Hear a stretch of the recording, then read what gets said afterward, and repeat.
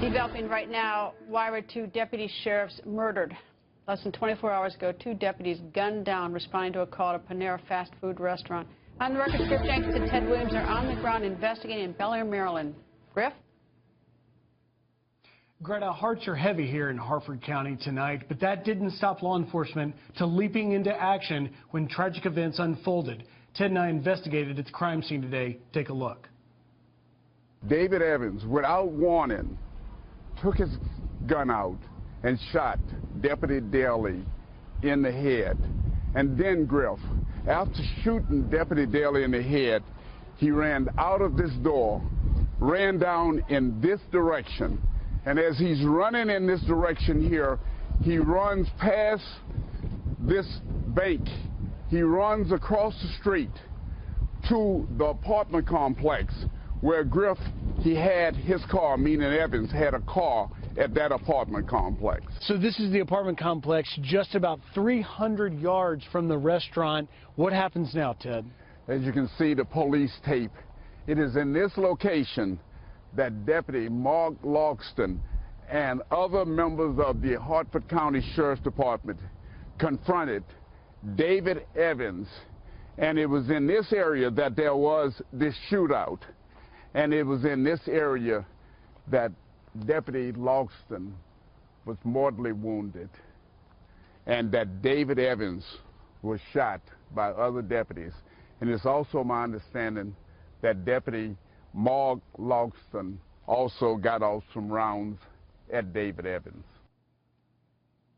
And tonight, the sheriff's investigation continues. Greta? Ted, quick question. Any indication whether they were targeted anyway just for wearing uniform, or was this just another form of murder? No, Greta, this appeared to be just another cold-blooded murder here in this country, unfortunately. And I can unequivocally tell you, I've spoken to two of the officials here, Captain Stephen Bordway and a Captain Lee Dunbar, and they wanted your viewers to know that lives matter. Griff, any idea about this killer? Who is he?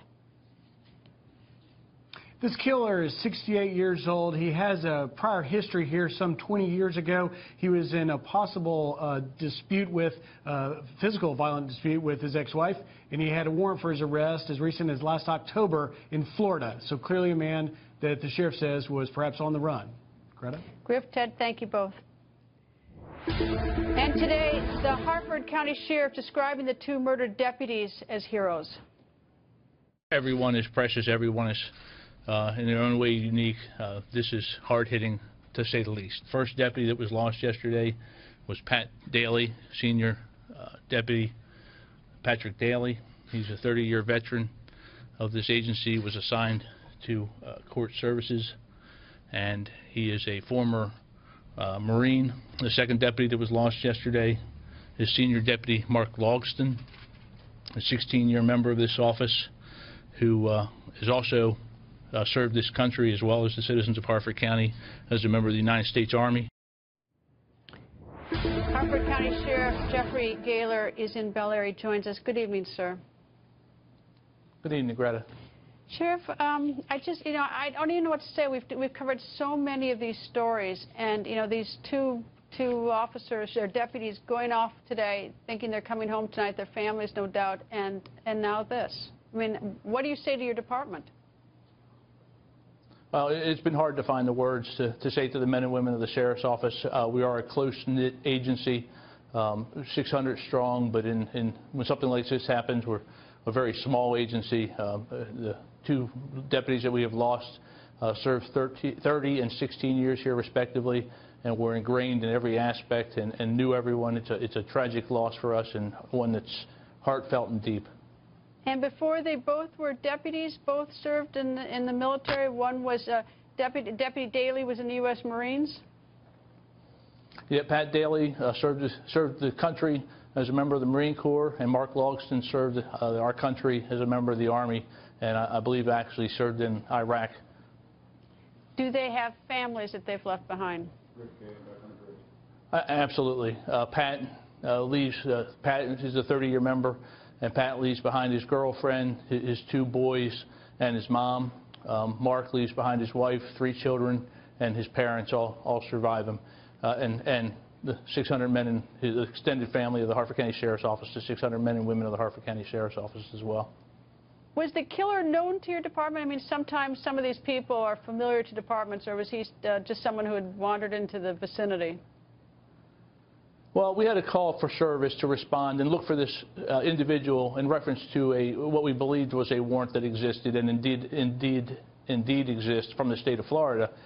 Pat Daly was the initial deputy who responded on that call, entered the restaurant, and located the subject in the back of the restaurant. Asked him if he was who he thought he was. The suspect affirmed that and immediately brought the handgun out and fired a round, striking our deputy in the head. And Deputy Daly was killed whether he inside was known to us, there was an incident here, and we are still trying to research that and investigate it. That was sometime back in the late 90s. We haven't been able to confirm how things unfolded, to what degree this office was involved, but our investigators are continuing to work that. However, he apparently had moved from the state and moved to the state of Florida up until an incident in October of 15, which he got in trouble for resisting arrest and fleeing and eluding, and a warrant was issued, and apparently at that time he decided to come back to this area. Sheriff, I've talked to an awful lot of law enforcement and their families across the country in the last couple of years, and I can tell you tonight, I know that your department grieves and the families do of the two, but you know, there are an awful lot of men and women who wear that uniform and their families across the country who are grieving with you tonight. You know, it's just, I mean, think of this, 2 members of the military, then serving us, protecting us, the community, and now these horrible, horrible murders. But Sheriff, thank you very much for joining us, and I wish I had the right words, but I just don't. There are no words. The outpouring of support has been outstanding, and it reaffirms our belief that the citizens do believe in the job that the men and women go out there and do every single day. And we do appreciate it. Thank you, Sheriff. And thank you, Greta.